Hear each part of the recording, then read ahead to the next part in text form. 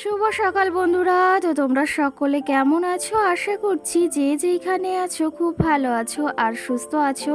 আজ নতুন আরেকটি ভিডিও তোমাদের সকলকে জানাই অনেক অনেক ভালোবাসা। আর আজকে হলো শনিবার, এখন কিন্তু ঘড়ি কাটাতে সময় হয়েছে ওই সকাল 6টা মতো। তো আজকের ব্লগটি আমি এই সকাল থেকেই শুরু করছি তোমাদেরকে সাথে নিয়ে। আশা করি আজকের ব্লগটি তোমাদের খুব খুব ভালো লাগবে। তো চলো দেখতে থাকো। আজকে সকালে কিন্তু ঘুম থেকে উঠেছি ওই 5:30টার সময়। আর ঘুম থেকে উঠে ওই যে রোজকারের মতো বাসি কাজগুলো কিন্তু অনেকটাই সেরে নিয়েছি। যেমন ওই যে ঘরটাকে ঝাড় দিয়ে নিয়েছি, ঘরটাকে আজকে না মুছেছি, সঙ্গে রান্নাঘর পরিষ্কার করেছি, ওই যে বারান্দাটা পরিষ্কার করেছি, মুছেছি। মানে যে সমস্ত টুকিটাকি ঘরের যে সমস্ত কাজগুলো থাকে সমস্তটাই সেরে নিয়েছি। তারপরে এই যে সিঁড়িটা এখন মুছবো, তার আগে ভাবলাম এই যে এদিকেও অনেক দিন এই ফুল গাছগুলোর যত্ন নেওয়া হয় না। মানে এখানে যে এই যে মানে গেটের সামনে যে ইয়েগুলো রয়েছে, আমার গাছগুলো রয়েছে, অনেক দিন ভালোভাবে একটু হাত দেওয়া হয় না। তার জন্য আজকে এই যে একটু হাত লাগাচ্ছি। আর কি জানো তো, গাছগুলো একটা কেমন একটা নেতিয়ে নেতিয়ে গেছে, মানে কি বলো তো, শুকিয়ে শুকিয়ে যাচ্ছে কেন জানি না। এই যে যে গাছটা করছি, এই গাছটার গোড়ায় না প্রচুর পরিমাণে পিঁপড়ে হয়েছে, আর গাছটা না ভালোভাবে বেড়েই উঠছে না। তার জন্য ভাবলাম গাছটাকে একটু ওই কাঁচি দিয়ে খুঁজে দিই, তাহলে দেখি কি হয়। আর পিঁপড়েগুলো প্রচুর পরিমাণেই বেড়াচ্ছিল, দেখি কি হয় গাছগুলো। ওই গাছটা আবার বেশ সুন্দর হয়ে উঠেছে, দেখতেই পাচ্ছ, কিন্তু এই গাছটা না আবার কেমন একটা হয়ে গেছে। তো যাই হোক, গাছগুলোর একটু একটু খেয়াল নিতে হয় মাঝে মাঝে, না হলে কি জানো তো, গাছগুলো কি করেই বা বেড়ে উঠবে। যে কোনো জিনিসই কিন্তু খেয়ালের ওপর, মানে যে কোনো জিনিস যদি আমরা ফেলে রাখি না, সেই জিনিসটা কিন্তু দিনের পর দিন নষ্টই হতে থাকে। তার উপর যদি কোনো খেয়াল না রাখে, সেই জিনিসটা কিন্তু একেবারেই নষ্ট হতে থাকে। তো সেই ক্ষেত্রে ভাবলাম আজকে সকালবেলায় ওই যে কাজ করছি আর ভাবছি যে এই গাছগুলোকে আজকে একটু ঠিক করতেই হবে, না হলে গাছগুলো কিন্তু ওই আস্তে আস্তে মারাই যাবে। আর সঙ্গে এই যে কটা আমার পাশের বাড়ি একটা ননদ আমাকে এই গাছগুলো এনে দিয়েছে, জানি না কোথা থেকে এনেছে, কিন্তু গাছগুলো দেখতে বেশ সুন্দর। ভাবলাম যে বড় টব তো নেই ঘরে, তো এই টবগুলোই লাগানো যাক, দুটো রয়েছে। তো এতে অন্য গাছ ছিল, ভাবলাম এই গাছে এগুলো লাগানো যাক। আর এগুলো হয়তো অন্য কোনো মানি প্ল্যান্ট, কি মানি প্ল্যান্ট এগুলো আমার অতটা জানা নেই। তোমরা যদি কেউ জেনে থাকো অবশ্যই কিন্তু একটা কমেন্ট করে জানিও। ওই গাছগুলোতে একটু জল দিয়ে নিয়েছি, সঙ্গে এই গাছগুলো এখন লাগিয়ে দিচ্ছি, আর দেখতে কিন্তু বেশ ভালো লাগছে। আর কি জানো তো, পাতাগুলো বেশ মোটা মোটা, আর সঙ্গে একটু পাতাগুলো ভীষণ পরিমাণে কাদা ভরেছিল, সঙ্গে একটু মুছে দিলাম। আর এই যে জলটা দিয়ে দিচ্ছি, গাছ লাগানোর পরে যদি জল না দেওয়া হয় না, তাহলে মাটিটা ভালোভাবে বসে না। তো যাই হোক, এইদিকে গাছগুলোর এই যে টবগুলো একটু মুছে দিলাম, কাদাও ভরেছিল। আর দেখো সুন্দরভাবে গাছগুলো লাগিয়ে দিয়েছি। আর এখানে প্রচুর পরিমাণে কাদা কাদা হয়ে গেছে, সঙ্গে এই মানি প্ল্যান্ট গাছগুলোতে একটু জল দিয়ে দিলাম। ওই যে যেহেতু অনেক দিন গাছগুলোর বেশ খেয়াল করা হয় না, তার জন্য আজকে সমস্ত গাছে একটু জল দিয়ে নেব। ওই যে তোমাদের বললাম, যে কোনো জিনিসে যদি খেয়াল না করি না, সেই জিনিসগুলো কিন্তু নষ্ট হতে বসে। এই গাছটাও কিন্তু বেশ ভালো হয়ে উঠছিল, অনেক কটা দিন যত্ন নেওয়া হয় না। আর ওই যে বাড়িতেও মাঝে কটা দিন, মানে 2 দিন থাকা হয়নি, সেই ক্ষেত্রে গাছগুলোকে জলও দেওয়া হচ্ছে না। আর যে পরিমাণে রোদ আর গরম পড়ছে সেটা আর কি বলবো। দেখো জলটা দিয়েছি, গাছের পাতাগুলো কি সুন্দর লাগছে দেখতে। আর ওই যে জল না দেওয়া থাকলে না কেমন একটা ফ্যাকাশে ফ্যাকাশে লাগে গাছগুলো। আর এই দেখো, এটা কিন্তু আমি নিজের হাতেই বানিয়েছি স্টিকটা। এটা কিন্তু নারকেলের ওই ছোবড়া দিয়ে সঙ্গে বেঁধে বেঁধে এই মানি প্লান্ট গাছগুলো এর ভেতর রেখেছি। আর তোমরাও চাইলে কিন্তু মানি প্লান্ট গাছগুলো এমনভাবে সুন্দর করে সাজিয়ে রাখতে পারো। দেখো কতটা সুন্দর লাগছে গাছগুলো দেখতে।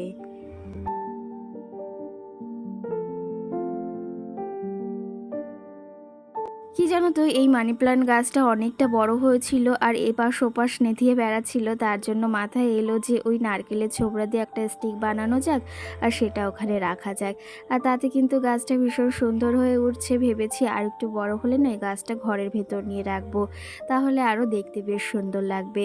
তো যাই হোক, ওইদিকে আমার সমস্ত কাজবাজ সেরে নিয়েছি, সবটা আর তোমাদের সঙ্গে শেয়ার করিনি, কারণ ওই যে গাছপালার একটু খেয়াল করতে করতে অনেকটাই সময় চলে গেছে। আর আর এইদিকে মাম্মাম সোনাও ঘুম থেকে উঠে গেছে। এই দেখো ওর পিপি বাড়ির থেকে আগের দিন এই দোলনাটা নিয়ে এসেছে, সেটা নিয়েই ব্যস্ত হয়ে পড়েছে। আর সঙ্গে তোমাদের দেখো কত সুন্দর একটা ছড়াও শোনাবে। না বলো। নতুন নতুন বাইরা করি ছোট মেয়েছে ও পাইতে ছেলে মেয়েছে মেছে গেছে বেছে গেছে গেছে দাদা গেছে দাদা সাথে করম ছিল চলে বেছে দাদা পুতুল গেছে। হাততালি, গুড গার্ল। তুমি দোল খাও, আমি জামা কাপড় নাড়ি। হ্যাঁ। আর এই যে তোমরা তো শুনতে পেলে আমার মাম্মাম কত সুন্দর একটা ছড়া শোনালো। আর কি জানো তো, এই যে কটা দিন ঘোরা হচ্ছে, স্কুলেও নিয়ে যাওয়া হচ্ছে না, ভেবেছি আবার সোমবার থেকে মাম্মামকে স্কুলে নিয়ে যাব। আর কি জানো তো, এত পরিমাণে গরম পড়ছে, সেটা আর কি বলবো, রোদেরও প্রচণ্ড পরিমাণে তাপ। সত্যি কথা কি জানো তো, মানুষ যে মানে ঠাকুর যে কার পেছনে দৌড়াবে, বা এই গ্রীষ্মকাল বর্ষাকাল যে কার পেছনে দৌড়াবে, সেটাই বুঝে ওঠা বড় দুষ্কর। আমাদের দেখো এই যে বৃষ্টি হলে তখন বলি যে এত পরিমাণে বৃষ্টি হচ্ছে, আর রোদ হলে আবার বলি এত পরিমাণে রোদ হচ্ছে, একটু তো কম হতে পারে। তো কি বলবো আর, মানে নিজেদের ওপর মাঝে মাঝে নিজেদেরই মানে খারাপ লাগে এই কথাগুলো শুনতে। কিন্তু কি বলতো, মানুষের কথা এক এক সময় কিন্তু এক এক রকম হয়। তো যাই হোক, ওই যে বর্ষার থেকে অন্তত আমার মনে হয় এই রোদটা বা ওই শীতকালটা অনেক ভালো। কি জানো তো, বর্ষাকালে কোনো কিছু করেই শান্তি নেই, ঘরের ভেতর ওই যে সারাটা দিন থাকতে হয়, আর কেমন একটা চিপচিপে ভাব, একদমই ভালো লাগে না। তো যাই হোক, এদিকে জামা কাপড়গুলো মেলে দিয়েছি, আর সঙ্গে এসেছে মাছওয়ালা কাকা। ভেবেছি এনার থেকে কিছু মাছ নেব। এখানে এনেছে ট্যাংরা মাছ, তো সেগুলোই দেখছিলাম। আর মাম্মাম সোনার ওই পিপি বাড়িতে গিয়েছিল, ওর পিপিও এসেছে। তো চলো তবে, ট্যাংরা মাছগুলো দেখতে কিন্তু ভীষণ সুন্দর। আর কি জানো তো, ট্যাংরা মাছগুলো খেতেও কিন্তু ভীষণ টেস্টি হয়। সচরাচর এই কাকা আনে না, আজকে এনেছে। আগের দিন একবার রেখেছিলাম, খেতে কিন্তু ভীষণ ভালো লেগেছিল। কি জানো তো, আগের দিন চিংড়ি মাছ রেখেছিলাম, তো ভাবলাম আজকে যখন ট্যাংরা মাছ এসেছে, তাহলে ট্যাংরা মাছ কটা রাখা যাক, অন্তত কালকে খাওয়া যাবে। আর চিংড়ি মাছ রয়েছে, তার সঙ্গে তেলাপিয়া মাছও রয়েছে।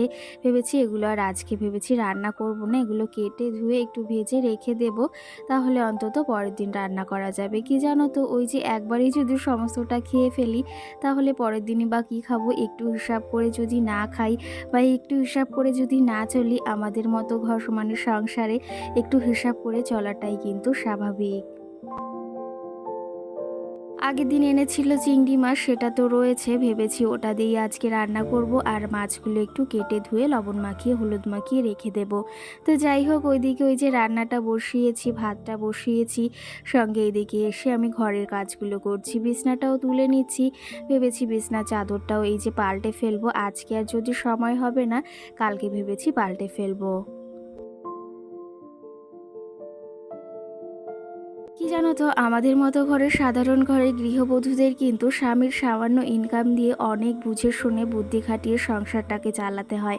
না হলে ওই যে তোমাদের তো বলেছি, অনেকটা মুশকিলে পড়তে হয় সপ্তাহের শেষে বা মাসের শেষে।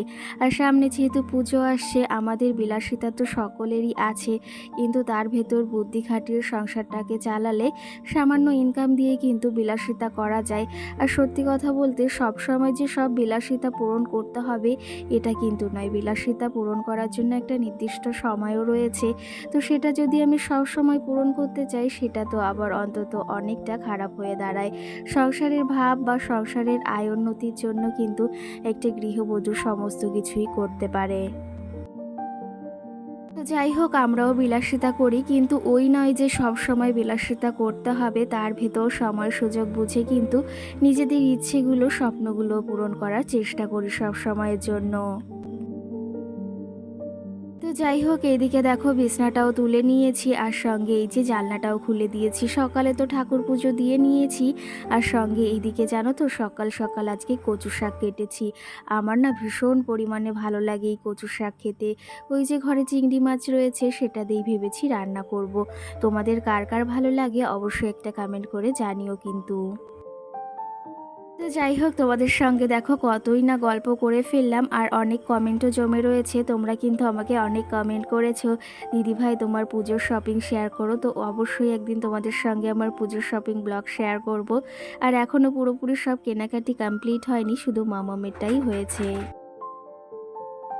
আজকের ভিডিওতে কিন্তু তোমাদের কোনো কমেন্টেরই আমি রিপ্লাই দিইনি, তবে এখন আজ তোমাদের কিছু কমেন্টের রিপ্লাই দেব। কি জানো তো, প্রথম দিকে তোমাদের কোনো কমেন্টেরই রিপ্লাই দিতে পারি না, ওই যে তোমাদের সঙ্গে গল্প করতে করতে অনেকটা সময় পেরিয়ে যায়। তো যাই হোক, এখন কিছু কমেন্টের রিপ্লাই দেব। তোমাদের অনেকের অনেক কিছু জানার রয়েছে, সেগুলোরও রিপ্লাই দেব। কালকের ভিডিওতে সোহানা নামে আমার মিষ্টি বোন আমাকে কমেন্ট করেছে, ভিডিওটি খুব সুন্দর লাগলো, আর আমার শরীরটা খুব অসুস্থ, তার জন্য বাবার বাসায় এসেছি। তো আমাদের কি জানো তো, ওই যে এখন সবারই কিন্তু শরীরটা ভীষণ অসুস্থ হচ্ছে, ঠান্ডা জ্বর সর্দি কাশি, মাঝে আমারও হয়েছিল। এখনও গলার অবস্থাটা অতটা ঠিক হয়নি, সেটা তো হয়তো শুনে একটু হলেও বুঝতে পারছো। আর মামামের শরীরটা কিন্তু আগের থেকে অনেকটাই ভালো আছে। সঙ্গে এমডি নামে আমাকে একজন কমেন্ট করেছে, আজকে ভিডিওটি খুব সুন্দর লাগলো, আর এখানে না আসলে তুমি এই আনন্দটা করতে পারতে না, আর এসেছো বেশ ভালো হয়েছে, আনন্দ করতে পারলে। আর আজকে চিকেনটা কিন্তু দারুণ হয়েছে, সেই ক্ষেত্রে সত্যিই কিন্তু ওই দিনের চিকেনটা ভীষণ সুন্দর হয়েছিল, সেটা হয়তো তোমরা দেখেই বুঝতে পারছিলে। সঙ্গে নেহা নামে আমার মিষ্টি বোন আমাকে কমেন্ট করেছে যে আমিও কিন্তু আজকে মিক্স পাস্তা রান্না করেছি। তো আমিও আগের দিন রান্না করেছিলাম, সিমাইয়ের সঙ্গে কিন্তু পাস্তা মিশিয়ে দিয়েছিলাম। আর কি জানো তো, অনেকটা পরিমাণে মিল্ক ছিল, কাউ মিল্ক, তো সেই ক্ষেত্রে ভাবলাম ওর সঙ্গে পাস্তাটা মিশিয়ে দিই, তাহলে পাস্তাটা অন্তত খাওয়া হয়ে যাবে, আর এতে খেতেও বেশ ভালো লাগবে। সঙ্গে কিন্তু তুমি আরেকটা কমেন্টও করেছো, সেই কমেন্টটা হচ্ছে, দিদিভাই তুমি কি গুগল অ্যাডসেন্স পেয়ে গেছো? হ্যাঁ গো, অনেক দিন আগেই পেয়েছি, প্রায় 2-2.5 মাস মতো হবে, সেটা কিন্তু পেয়ে গেছি। আর সেটা কিন্তু তোমাদের ভালোবাসা আর আশীর্বাদে কিন্তু। তোমরা চাইলে কিন্তু আমার ব্লগটি ওখানে দেখে আসতে পারো, আমার ব্লগটি কিন্তু রয়েছে গুগল অ্যাডসেন্সের ভিডিও ওখানে। সঙ্গে মৌ নামে আমার একটা দিদিভাই বা বোন আমাকে যে কমেন্ট করেছে যে তোমার ভিডিও দেখে কিন্তু আমি অনেক এনার্জি পাই, আর সঙ্গে কিন্তু এটাও লিখেছে তোমার পুজোর শপিংয়ের ব্লগ দেখতে চাই। তো অবশ্যই তোমাদের সঙ্গে শেয়ার করব, যখন কিনবো বা পুজোতে কটা শাড়ি নিচ্ছি, কী শাড়ি নিয়েছি, সমস্তটাই তোমাদের সঙ্গে শেয়ার করব। আর এখন অবধি আমাদের কেনাকাটি কমপ্লিট হয়নি, শুধু মামামেরটাই হয়েছে কিন্তু। সঙ্গে সুপর্ণা বিশ্বাস নামে আমার একটা বোন আমাকে কমেন্ট করেছে, দিদিভাই তোমার ভিডিও আমি কোনোদিনও মিস করি না, প্রত্যেক দিনই দেখি, আর সঙ্গে আমার নামটা নিও প্লিজ। তো অবশ্যই নেব না কেন বলো তো, তোমার নাম এই যে সুপর্ণা, আমি তো বলেই দিয়েছি। আর এই যে তুমি একটা মিষ্টি কমেন্ট করেছো, এটাতেও অনেকটাই খুশি হয়েছি। তো যাই হোক, তোমাদের এই কমেন্টগুলো দেখেও কিন্তু আমার বেশ ভালো লাগে। আশা করি তোমরা আমাকে ভালোবাসা দেবে, আর কি জানো তো, তোমাদের ভালোবাসাটাই সব থেকে বড়, এর থেকে বেশি কিছু আর চাওয়ার নেই। তো চলো, তবে তোমাদের কিন্তু বেশ কিছু কমেন্টের রিপ্লাই দিয়েছি। এইদিকে যে মাছগুলো রেখেছিলাম সেগুলো এইদিকে এখন একটু নুন হলুদ মাখিয়ে ভেবেছি কটা দিয়ে তাহলে তরকারি রান্না করে ফেলি, আর কিছু এই যে রয়েছে এগুলো রেখে দেবো, একবারে সমস্তটা খাবো না। তো চলো, তবে আজকের ব্লগটি এই অবধি, সকালে ভালো থেকো।